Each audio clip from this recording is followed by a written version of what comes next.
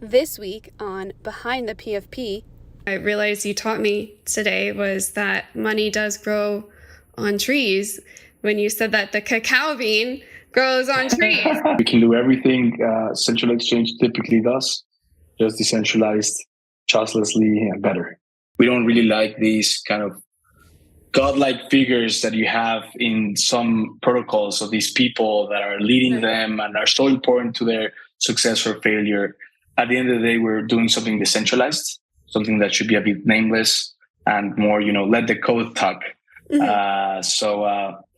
like Aaluxx being a spirit. I'm just a spirit for a while. I will be guiding a bit on what's happening, but I will fade and you guys will take it away. Crypto for me is not an NFT. Crypto for me, it's a way to bring freedom, economic security, and just a future of prosperity for so many talented individuals all over the world, but especially in places where it's needed most, like Latin America.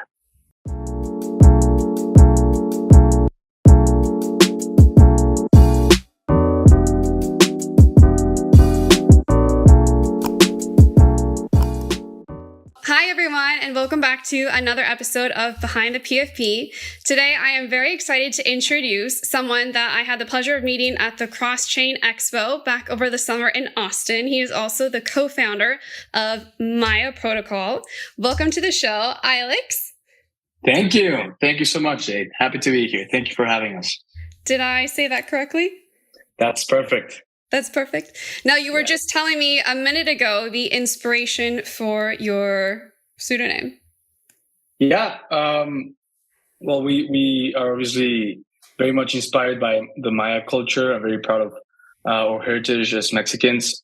And for our pseudonyms, we just naturally went to a list of different kind of Maya mythical entities and gods and stuff like that. So, for instance, our lead dev, Itzamna, that's just kind of a sun god. Whereas Aaluxx, which is the one I chose, which I really just chose it because it sounds cool and looks cool, to be honest. But it's just kind of a spirit that kind of exists there. And what we like also that makes sense with what we're building is that we don't really like these kind of godlike figures that you have in some protocols of these people that are leading them and are so important to their success or failure. At the end of the day, we're doing something decentralized, something that should be a bit nameless and more, let the code talk. We like Aaluxx being a spirit. I'm just a spirit for a while. I will be guiding a bit on what's happening, but I will fade and you guys will take it away. So a bit on behind the name. Aaluxx, the spirit guide. No, I definitely want to get into Maya and I want to get into the inspiration. But leading into that, I want to know a bit about you and your background and what led you down the crypto rabbit hole. I also know that you're a self-described serial entrepreneur. So I'm hoping you can walk me down a little bit, your path, maybe your previous businesses, and what your first crypto experience was. I am an engineer as well, majored in engineering here in Mexico. I've always worked I've been kind of in the entrepreneurial space for around 13 years. I have a partner who also is a co-founder of Maya that has been with me in all of that journey. And we've made and broken several different businesses in several different realms. And kind of what emerged from our experiences was a specialization in business scalability and just scalable business models in general. And it doesn't get more scalable than crypto. It's just something very beautiful, seeing like just the code being replicated, borderless, the ownership that is also so scalable. Versus typical startup structures. So we just found that fascinating. Personally, I was involved in crypto since around 2016, 2017. Started to do some research, and I just love the math, economic, social, kind of everything together. I find it like pretty cool. I started kind of reading white papers, setting up, my cold wallet, doing all that stuff. Found it super, super interesting. And just, always had some research going on crypto. 2021 in April, as the Thorchain mainnet was launching, I had the pleasure to already be an LP on Rune ETH, and I just started getting more involved, found it fascinating, and I heard a webinar about some dev of the Thorchain community mentioning that there could eventually be more than one network involved and how that would work, and I just thought, like, I want to be second. So we got to work. So some people from the software development company went over to Maya, and we started working, and got a bit of family funding, then got a bit of friends funding, and then continued on and got some Series A funding. That's what we've been doing ever since. So that's a bit on my background. I don't know if you have a specific question. So I definitely heard in a previous interview that you were a Thorchain liquidity provider, and then you heard one of the devs speaking in an interview that Thorchain was just going to be the first of several, and you wanted to be number 2. That was something that was very important to you. I think a question that I have, and a lot of other people have, is why does there need to be multiple? I was wondering if you could explain that a bit more to me. Sure. There's several reasons. The first I would say is if you believe there's a multi-chain future, so there won't be a convergence around just one protocol, rather a divergence of several chains, then obviously the centralized multi-chain infrastructure is super important. And if you agree that it is super important, then you need redundancy, right? It's like being alive is very important, but I need to get from point A to point B rapidly, so I take a plane. But I don't want, if one engine goes off, me dying, so I get a second motor, right? A second engine. And that's what happens in commercial airlines, right? They fly with 2 motors just in case. The plane can fly perfectly with 1. So likewise, it's so important that you don't that as an infrastructure thing to keep things going, to keep the crypto market alive in a decentralized fashion, which is why Nakamoto founded this in the first place. Then you need redundancy, and redundancy, of course, requires spending. So it doesn't come for free, typically. If you believe, Thorchain can be offline for a while, it has been, it's normal. Maya will be as well. There can be also, state capture of a protocol. That's entirely possible, costly, but possible. If you take into account that, there will be different chain spreads, then I think it just makes sense. Then there's more kind of deeper reasons. Just having more liquidity on the centralized exchanges, it makes sense. It will lead to less slippage in the centralized game.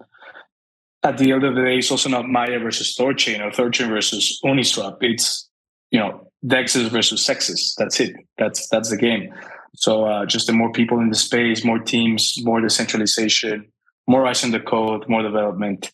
So all of that makes sense.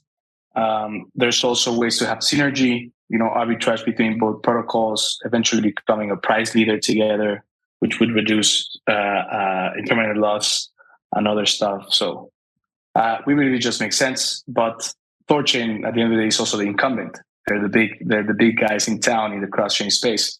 So Maya needs to also innovate a bit and bring some stuff to the playing field to have its chance to shine. So that's what we've been working on the last half a year and a half. I was hoping you could tell us what is Maya, what sets you guys apart. I know that you are launching too. I had a couple of questions about that, but just give us a quick TLDR about what is Maya for people that don't want to read the 110-page white paper expansion, which I did skim through just before this.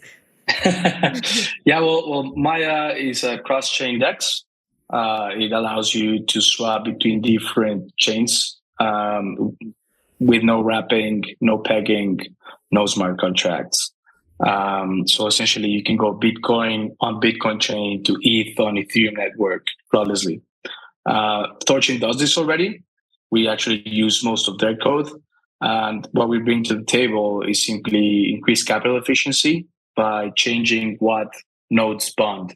Instead of them bonding kind of this rune, which is a guarantee that will remain in a vault, they bond LP units. So they bond capital that's going out to work, which just makes the design more efficient. And that should increase both the liquidity that's working, decreasing slippage, as well as the perceived yield on that liquidity, which will attract more liquidity. And liquidity is the most important thing we need to chase. So that's more or less what we bring to the table. Also, given that we have the benefit of hindsight, we're also launching in a more fair fashion, I believe, with our liquidity auction design, which is pretty interesting. We're essentially giving away the utility token to whoever adds liquidity. And we also take advantage of the economic security of Maya to secure other chains. And that's another mouthful, but you'll find out more in the future about that. So one thing I've heard you speak about before is that you hate IDOs and you want this to be the fairest launch. I also heard you say that none of the founders will be able to sell their Maya. So curious, kind of what gave you this idea? Will this truly be the fairest launch? Typically in an IDO process, I take a token, which is usually the native utility token of the network. I keep a lot of it. I love a lot of it for myself and for my investors. And I sell out in an IDO at some price somehow. There's different price setting methods, but at a certain price, the token, and the funds come over to me, to my personal wallet, and I could literally disappear the next day. And the people are left with no assurances. Another problem is, once the token is worth something and it's overhyped for some reason, I can easily dump on them and use their liquidity as my exit liquidity, which is obviously wrong. And even if I don't do it mischievously, over time, as the protocol does well and I start to vest, I will have a tendency to liquidate my position slowly, and that will generate sell pressure on the token, limiting its natural growth and obviously to the detriment of not only the community, but the product itself. Because let's understand, these things are products. That chain is doing something. And if the internal economy is dependent on this token and you're making it be worth less, the economy is being hurt by it. So you're essentially causing inflation to a circulating token. So we take that, throw it out the window, and start again. And so let's understand what Maya needs. Maya needs a lot of liquidity. Maya needs to protect its native token very jealously. And Maya needs the founders and the team to be incentivized for the long term. So if those are kind of our tenets, what can we do about it? So what we came up with is a liquidity auction design with a dual token, which essentially means that all of the cacao will be given away to LPs at the birth of the protocol. So let's say you add Bitcoin and your friend adds ETH, and people are adding these different tokens in these different chains to Maya chain. So first, it's not coming to me. It's coming, the different nodes that protect Maya chain at that time will be holding custody over those funds. And as more nodes come in from the market, that will be more decentralized very quickly. So there's a very fast plan to have these auction funds be adequately protected, right? And it's not a promise, it's just part of the design of the system already. Now people add all of these, and this is put into these LP pools, and then cacao is given birth to and just donated into those pools. Most all of it, the only 10% that's not is just there for the impermanent loss protection reserve. So it's essentially all for the community, all for the LPs. So what that does is that immediately it essentially doubled the position of the community because of how AMMs work. AMM takes that whatever one side is worth, so your Bitcoin, the other side, which is the donated cacao, will be worth as well. Obviously, people will keep their liquidity there because there's swaps going on and they're getting yield, else they would leave. So it's not It's not a scheme or anything. It's just how the incentives work. And just small caveat there, we made the economic design where if your lockup period is very short, 21 days, for instance, you do get some type of penalty. Instead of doubling your position, we just increase it by 34%. Whereas if you are in it for the long haul, I think it's 6 months the maximum, you're getting some of the penalty of others to yourself. So it's all PvP. It's not going to us. It's not going to the team. It's all staying in the pools so that when we open the doors for swaps, there's already a lot of liquidity there and cacao is not worth a lot.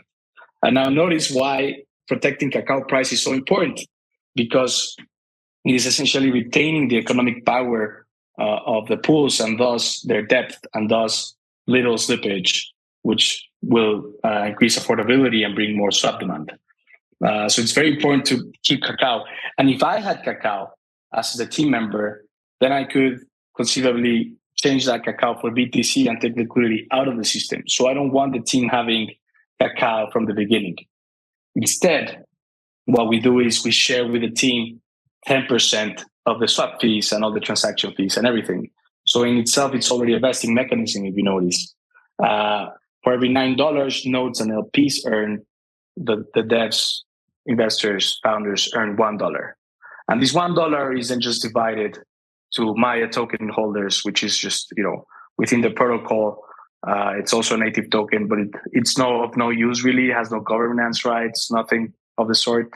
And this is just shared every 24 hours, denominated in cacao.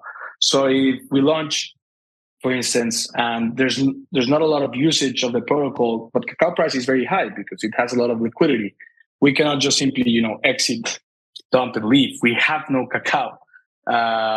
If there are no swaps, we have zero cacao. Just swaps have to start flowing in utility revenues, real yield, for us to make a cent. So we have our incentives aligned, and it's for the long haul, right? Because if we just demonstrate a few swaps now, it will give us just very few cacao. We need to have a lot of cacao coming in reliably over a lot of time, and that means a lot of revenues for the community.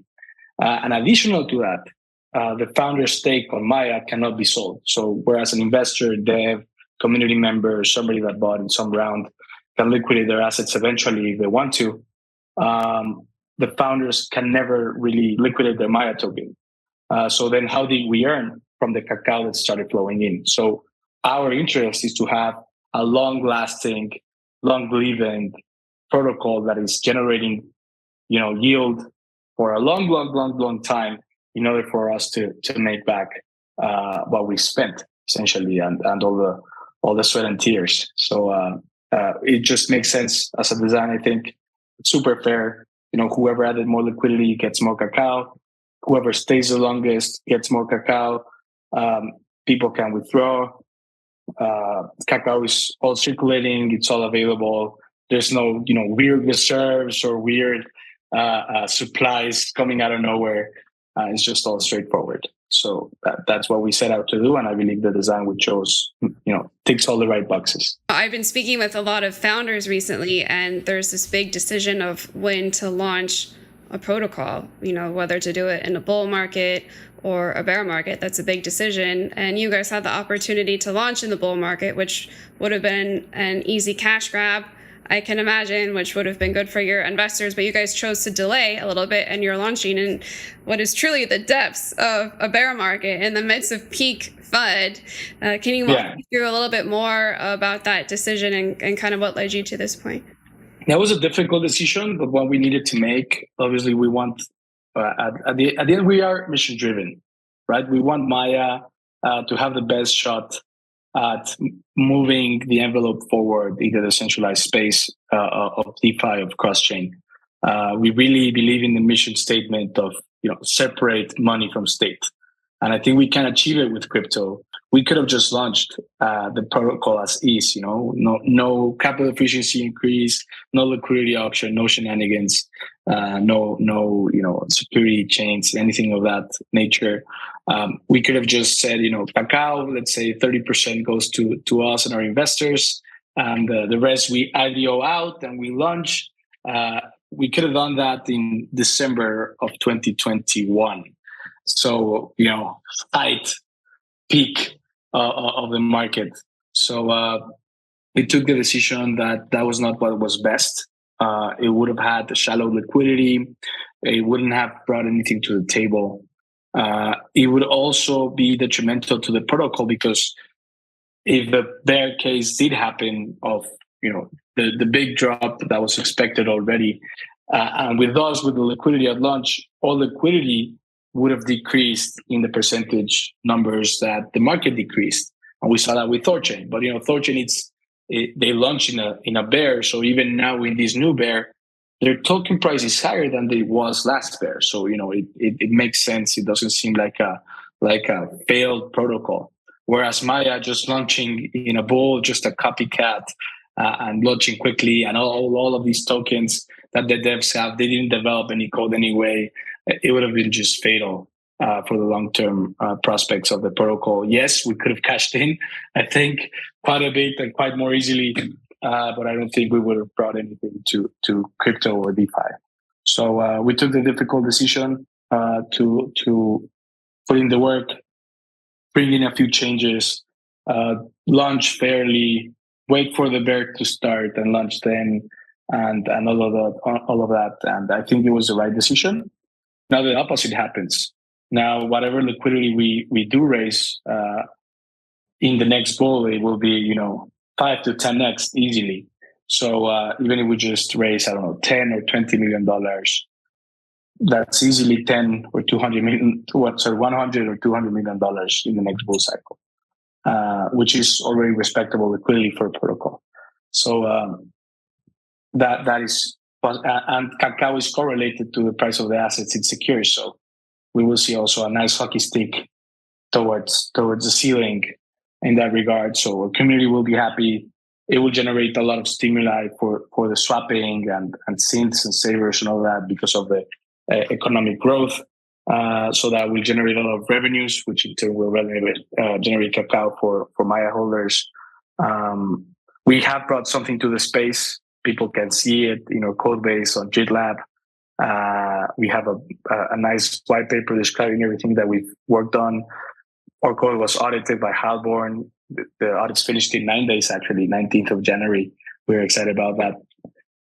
So I think in general, it was a sound decision, a difficult one to follow up with, because obviously liquidity has been scarce, but we've made do however we could, and we're still here. And we're just a few weeks from launch, so very happy for that to happen soon. I have to tell you, this is a project that I personally have been very excited about. I have been very bullish on the cross-chain space, and when I got to meet you, I had, when you meet someone, you have just a good vibe, and that's what I had. That's what I had when I met you. I remember just thinking, what's this Maya thing I'm going to get an airdrop from just for holding my rune? But as I've gotten to know you and as I've been following the project, I am getting more excited about it. And then with recent events, of course, Celsius, FTX, and centralized exchanges, kind of this domino effect, I do think there is a bigger opportunity for people like you to come in and step in and have a great user experience and show people the value of DeFi.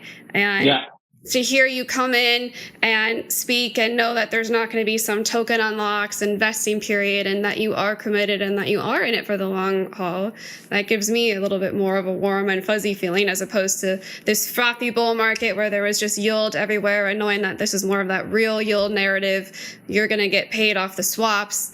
I definitely am enjoying hearing that. So. Yeah. Well, central exchanges fumbled the ball, truly. People trusted them a bit unwarrantedly, but they did. I hope we learn as a community, as a society, that central players will inevitably start taking decisions that are against your interests, just because they're not you. They're in a different game than you are. So the question is, how do we make all of these PvP with economical incentives that are aligned between all the players involved? Just as now, nodes are incentivized to protect the network, LPs to add liquidity, users to swap here because they don't require any KYC, and they don't have any fund custody and devs, because the more swaps that come in, the more we earn. So it's just an ecosystem that is in the same boat and is rowing on the same direction. And there's no one's interest is to sink the ship. And pointing out the huge success Thorchain had, doing all of these, Thorchain is still inking away swaps, and bringing up new features and adding more liquidity to their vaults. So I'm super proud of what these guys have done. They're truly an amazing team. Some people we really do look up to quite a bit, and it just shows the power of decentralized protocols. They're still around, and I don't mean L1s. I just mean those DEXs that are truly committed to decentralized exchanging. The code is sound, and it will just keep working and keep doing everything we need for us. So we just need to come up with more creative ways to bring in new features. I don't know if you read the latest PERP proposal by Thorchain dev team. I found it amazing. Looking forward to lending as well, and all of that. And all of that would also be coming to Maya after some time. So I just think it's the most exciting time for DeFi. Is that some alpha for us? Yeah, well, we're backwards compatible with Thorchain. So whatever you see Thorchain doing, we can probably do as well. Not everything. For instance, POL needs to have a bit of a different design in Maya. POL is protocol owned liquidity. So essentially liquidity not owned by any player, rather by the protocol itself as kind of last resort liquidity. In our cases, we have no cacao at the beginning, or the reserve doesn't have any either.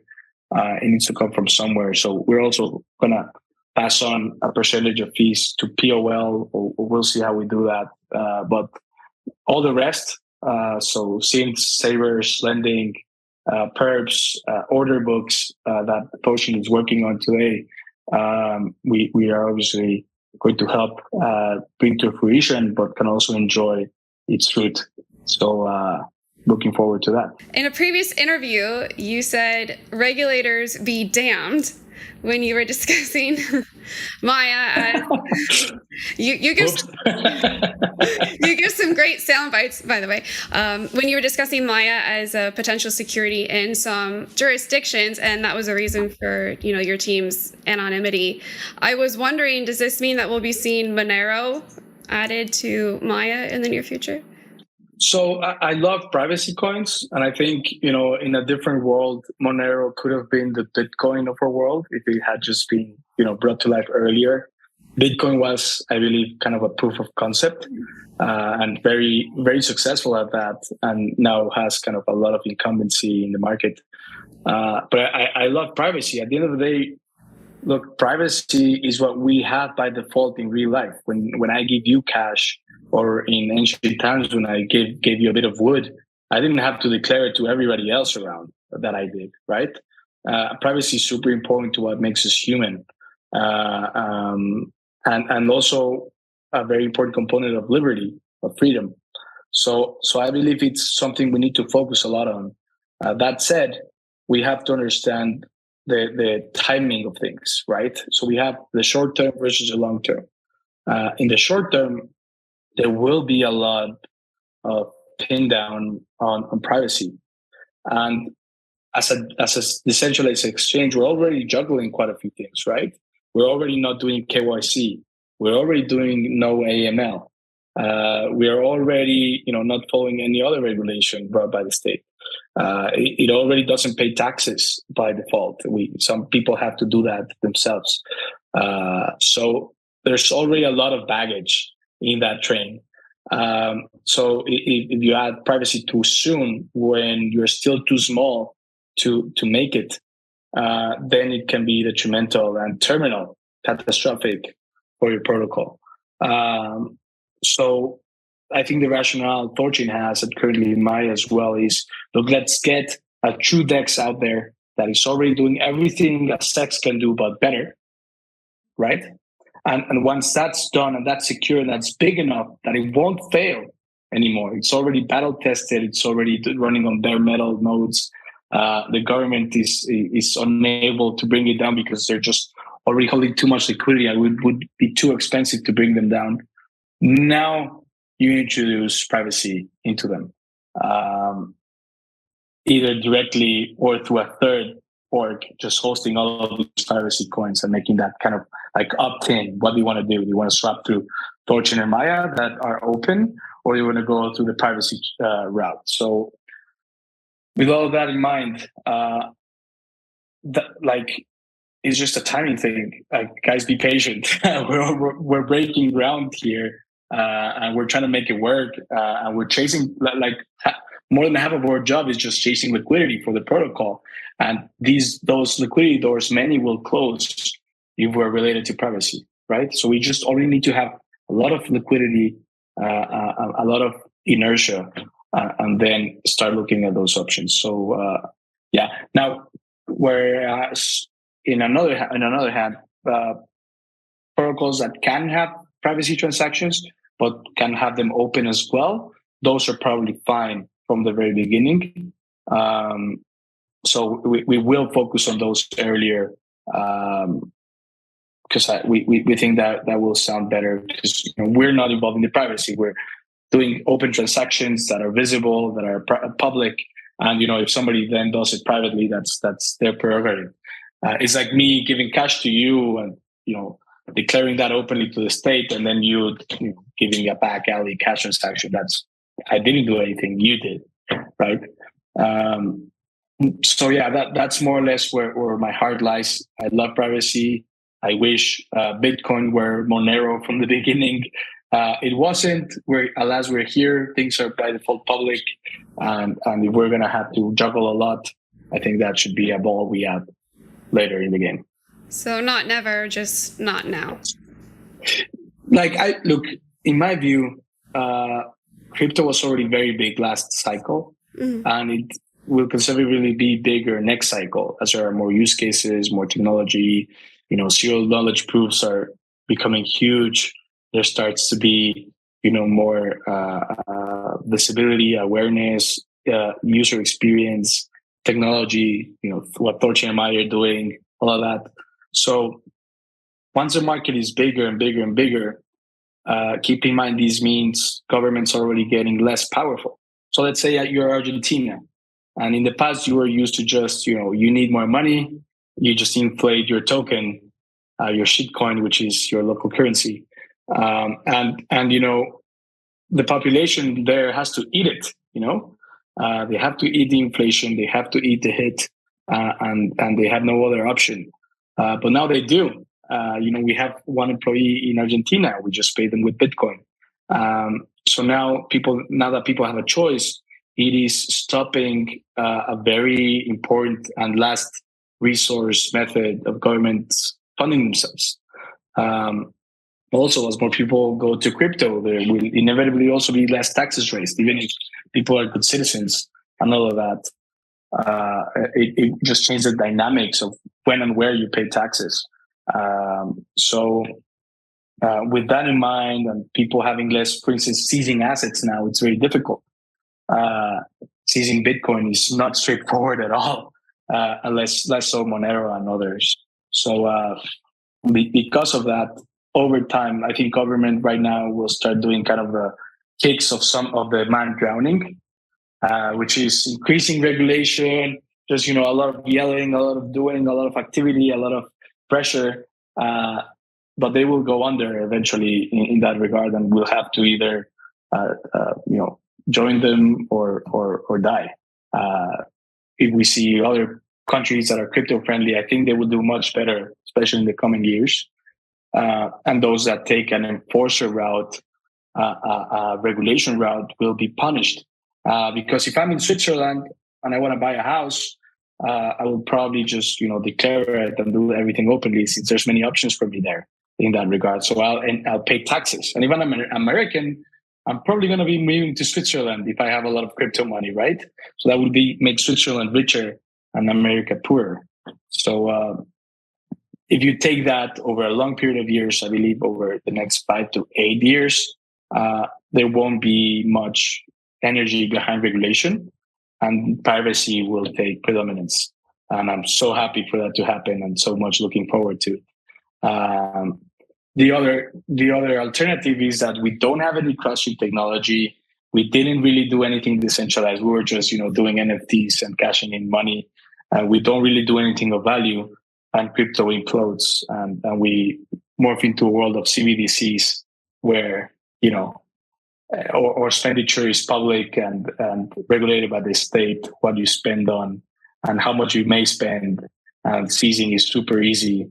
So hopefully we don't end up in that future. We need to put in the work now and invest in decentralized projects now and use them and self-custody and just learn to hopefully make that brighter future of true decentralization and privacy possible.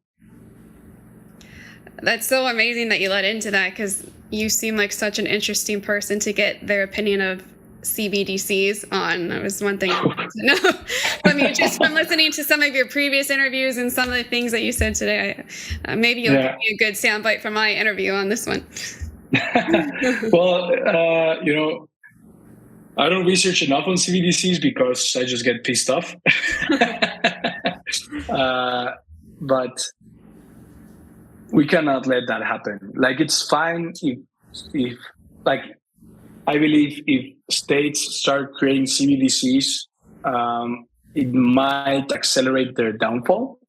As an analogy, for instance, on electric vehicles, traditional automakers are producing electric vehicles at a loss, but now they're forced to generate more of them and get into that space.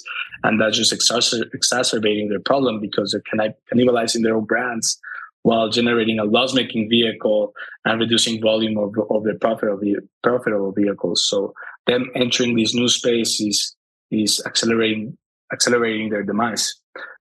Likewise, I believe in a world where we continue in the decentralized privacy and self-custody route faithfully and determined way. And as a community and society, we keep using them. And then we see on states trying to bring on their stable coins to the game. That would it's like when somebody, promotes an electric vehicle, the person will just start researching and end up buying a Tesla, because it's just better, cheaper, has more stuff, better reviews, whatever. Think that also on a CBDC, transactions were slow. They were tracking my expenditure. They stopped this, they stopped that. I'd rather use Bitcoin. Now that they're into the crypto space because of the CBDCs, it's now more of the same. It's no longer this fringe case. They made it normal. So I hope that those failed attempts accelerate our adoption. But in CBDCs, if people on crypto are just here for the money and convenience and less clicks and less, seed phrases and all of that, and they just embrace CBDCs openly and take their crypto liquidity into CBDC liquidity, then cash will be eventually prohibited, and it will just get worse and worse and worse. E-commerce will start, I accept CBDCs here and CBDCs only, and all of that, and that can get bad very fast.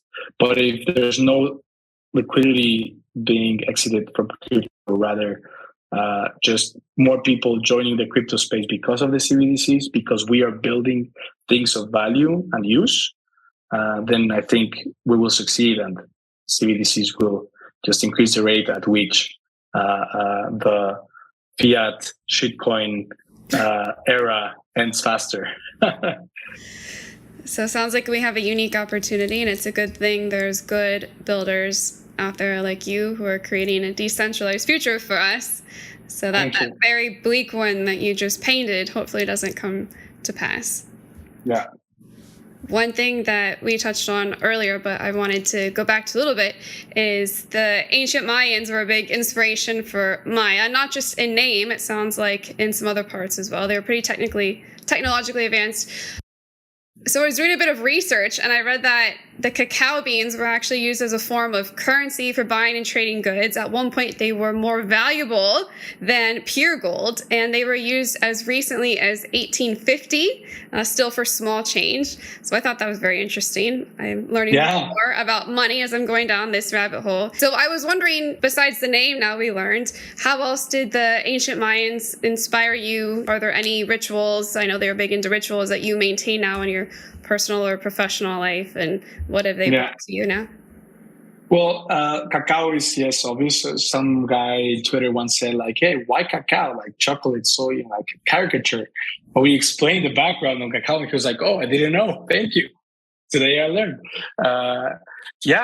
Actually, cacao is a perfect name for a token because nobody owned the production of cacao. Cacao was produced naturally then. It was totally wild, so it wasn't domesticated yet, and it grew out of trees. So people would harvest them and use them as a means of exchange. And the rate at which people exchanged stuff back then was not directed by anybody. It was just a deal 1-on-1. Like, hey, how much do sheep run for? And they would calculate. Oh, okay, I think it's like 10 hammers.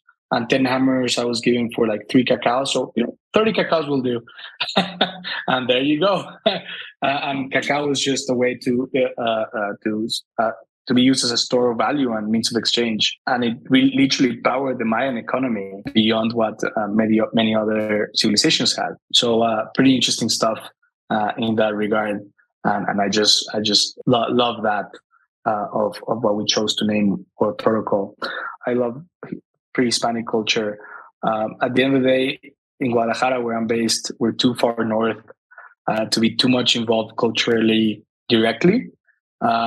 We do have, for instance, Dia de Muertos, Day of the Dead, on the 2nd of November, right after Halloween, which is a nice celebration that, I don't celebrate it in my family directly, especially because my family is even up from, further north. But you'll go to a festival or something around and see these beautiful altars and drink hot chocolate with dead bread, we call it. So pretty fun. I believe it's just a cultural heritage we have and that we were heavily inspired by. And more importantly, I hope we inspire others. Because Latin Americans often think that the only way to make it is, going to the US and, IPOing there or doing a project in San Francisco. And there's a huge, a brain exile happening and people just going to work to Europe or the US.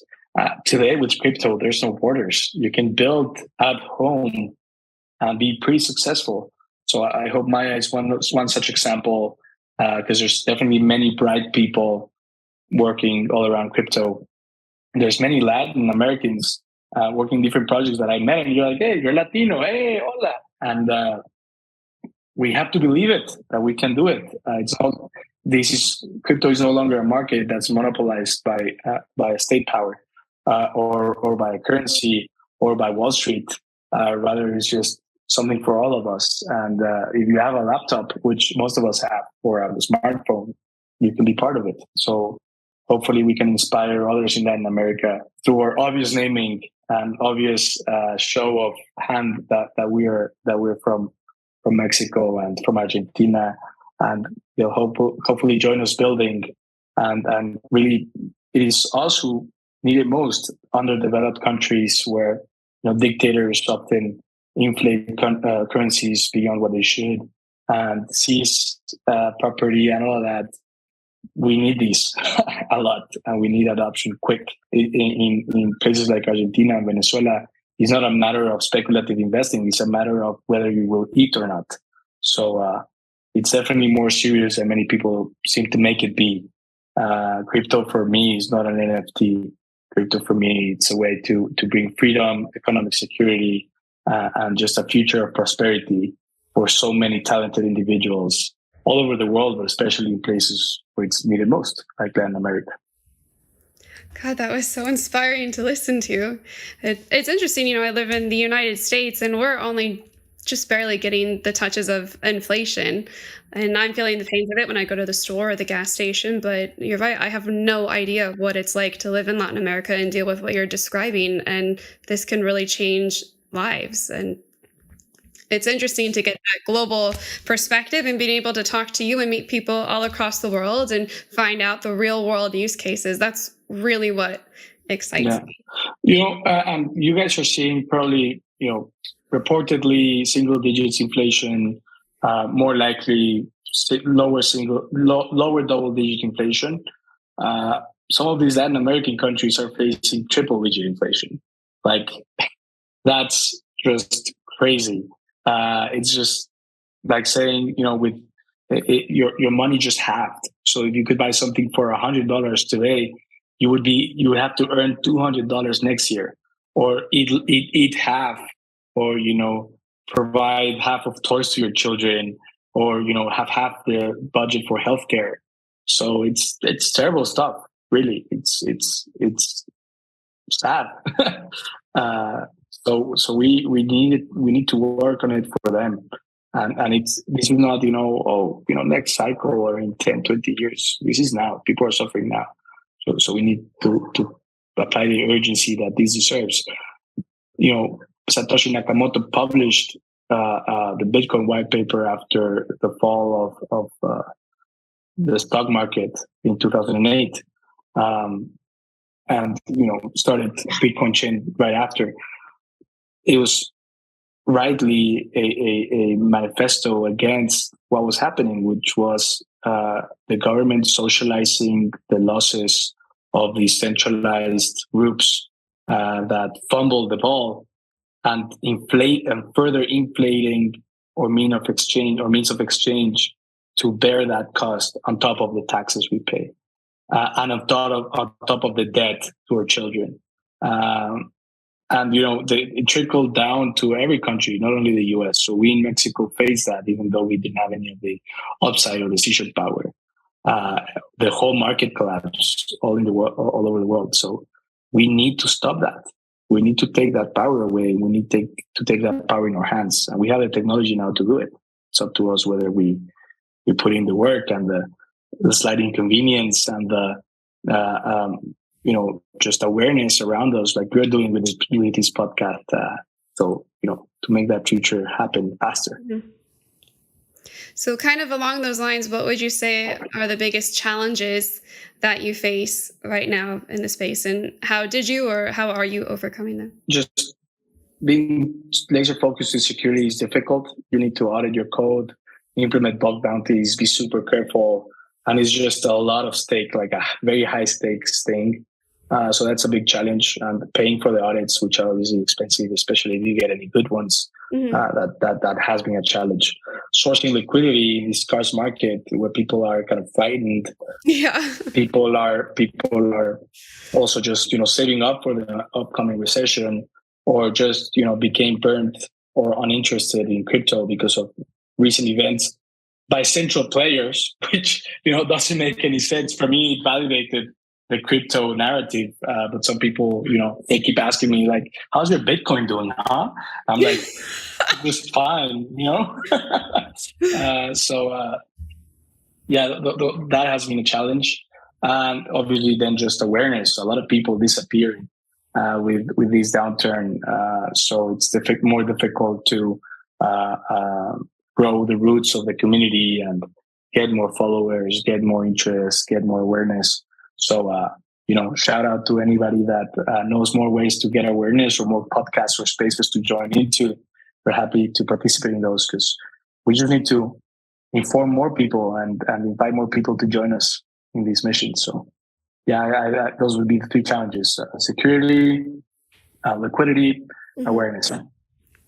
And then on the flip side, I like to ask my guests what their biggest accomplishment is in this space. I know that you're still building, but is there something that you're very proud of? I'm super proud of the liquidity nodes design, making Maya twice as capital efficient. Even if Maya fails, I think we brought that to the cross-chain technology space, and I think it will be coming up for years to come in different protocols. So bonding liquidity is super powerful, and I think it will be used often. I'm proud of where we are code-wise and how far we've gone in the audit process. We're very close to finishing, so proud of that. And I'm also just proud of the project we've done. I think people are endeared by our work, and people have been treated with respect, and a lot of people have been onboarded into what Thorchain is doing and become more Thorchain bulls. Just validating that what Thorchain has done is truly amazing. I think we're proud of that and bringing more light on that. And I hope I'm going to be proud of a smooth launch very soon. So definitely working on that, and hopefully going to have that new trophy in our vaults. So we have to keep working for that. What advice would you give to someone new who was looking to invest in the crypto space? Read white papers ASAP. Like, do it. Just Bitcoin white paper, a few pages long. Ethereum white paper, just a few scrolls down. That was a bit longer. And just read them in chronological order. Like, don't try to go to the newest stuff. Just go Bitcoin is 2008. Ethereum is like 2013, 14. So that's a good jump already. So if you can find somewhere to read in the middle, there are some smart contract papers there. If you're interested in privacy, read Monero white paper. So just read white papers. I think that's the best way to do your own research. Really understand what is technically happening, and to notice that it's just not numbers and money go up. It's truly technology that people have been working very hard on, and that really have different use cases and design decisions and all of that. So if you go chronologically to what my best kind of recommendation is, especially if you want to understand Maya, is you read Bitcoin, then Ethereum, then Cosmos, then Thorchain, and then Maya. That's a great track. And ignore the rest. Just see what the devs are doing, the documentation, the code, the use cases that you think that could have, and eventually they will have that use case. Eventually they will breed results. Don't care too much about the current number. I know that you work a lot and you have a very noble purpose, but what do you enjoy doing in your free time for fun? Sure, I like to read. Those are my books. I like to. I play paddle tennis, which I recommended by Twitter recently. It's a super fun game. I play piano, and I love food. So just trying out new food around, and that experience going out to dinner with my fiance, I think is like the best plan for me. And just learning new stuff. I like learning new things every day about tech, cinematography, education, curiosity, whatever I can get my hands on that spark my interest. I just like following that thread to wherever it will take me. I think it eventually will be of some use. So I just like accumulating more stuff.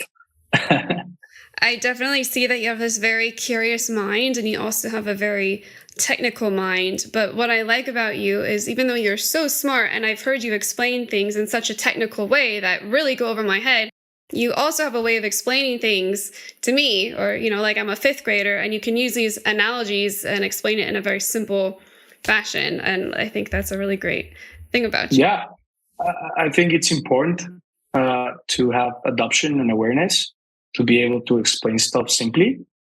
I also think it shows honesty. When people start using a lot of gibberish, it usually means they're hiding something and they want it to go over your head. And finally, I think it also denotes the understanding of the concepts. If you can explain them simply, I think it denotes that you truly understand what's going on. So I also always recommend, if you want to learn something in depth, explain it. The more you explain it, and the more challenges and difficulties you have in doing so, will push you to learn it better and explain it better and understand it better inevitably.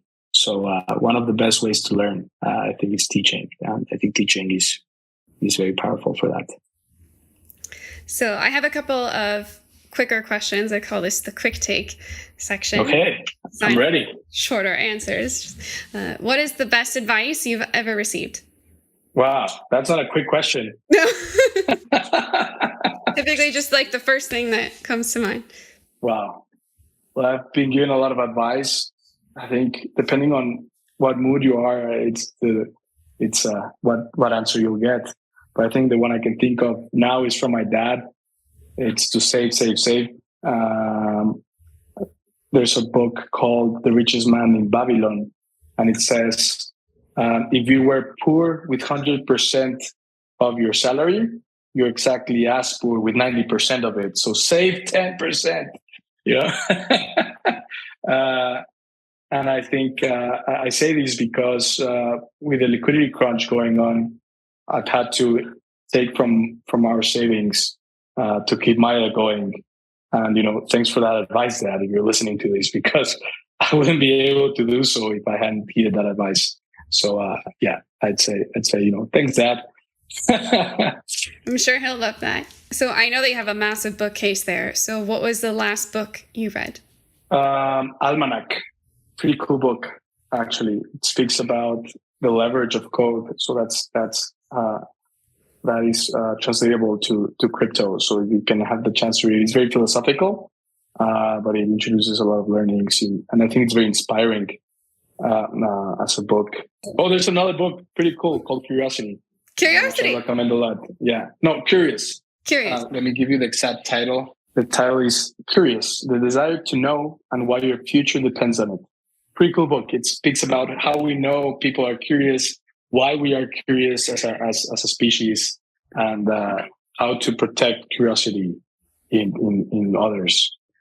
So I think it's pretty interesting. I love curiosity. I think it's a lot of what drives us. So I think it's so important to stay curious. That was a big motivator for me to want to do these podcasts and meet people, because I'm endlessly curious. I could stay up all night researching new things, and I want to know everything there is to know, and to have the opportunity to speak to someone like you and get to learn. I mean, how lucky am I? And I want to share that. So yeah. What is your most used crypto slang? I think the one I've used most, actually written and spoken, is not your keys, not your coins. And I think it's the most important for Thorchain and Mayan, where we're here. So, yeah. And for those participating in the liquidity auction and wanting to get a Maya airdrop, not your keys, not your fair drop. So do get your rune off exchanges and into your wallets or LP positions. Well, I've definitely learned the hard way with some Bitcoin locked in Celsius right now. I'm sorry for that. It's my own fault. I've been playing with DeFi long enough to know it's a small amount, but it still hurts. Yeah, it's infuriating. Yeah, well, what happened was, people that follow me know I had a DeFi wallet compromised. It was my own fault. I fell for a Discord scam. So I thought, I'm just going to leave a tiny bit somewhere else just in case, the worst happens again. It's hard. Private custody is scary. So I was looking at private custody, trusting myself versus trusting someone else. It's hard to trust yourself. And it's responsibility. Well, with a lot of responsibility comes power as well. So, Spider-Man says it the other way around, but I think as you become responsible for your own decisions, for your own situation, for your own resources, you become more powerful. So the power lies with you. So yeah, it's high responsibility, it's high stakes, and it's something you need to take seriously. Be careful with your seed phrase, not sharing it, not falling for quick gains. But yeah, I think it's a road every single person needs to learn on their own. I believe that as much as I wanted to learn from other people's mistakes, unfortunately, I had to learn from my own. Complete the sentence. Decentralized finance is the future. Ooh, I like that. And it's a beautiful future that you're building. So just a couple of last words. speaking of future, what excites you the most about the future of crypto, Web3, and DeFi? The complete development of a cross-chain, multifunctional, decentralized exchange, so that we can do everything central exchange typically does, just decentralized, trustlessly, and better. But when we achieve that, that's a holy grail, and I think we're close. So I would say that. Because not your keys, not your crypto, as we have learned. Yeah, exactly that. And because it's truly continuing the vision of crypto, right? If we're not doing that, then what are we doing? What is one thing you want people to know about you, or you hope that they take away from this interview? That we take what we do very seriously, and that we really hope we further that mission that I mentioned, and that we really impact that positively. Well, thank you so much for your time today. As always, so smart, so insightful, and we're very excited for the launch. For those that want to learn a little bit more about you, about Maya, where can I link them to follow you and find some more information? You can go to our Linktree. It's linktree.ee/Maya protocol. You can put it on the description. There you'll see a lot of backlinking to our Discord or white paper, some other podcasts, or website. The Maya Academy with a few articles that explain a lot of what we're doing in more simple terms.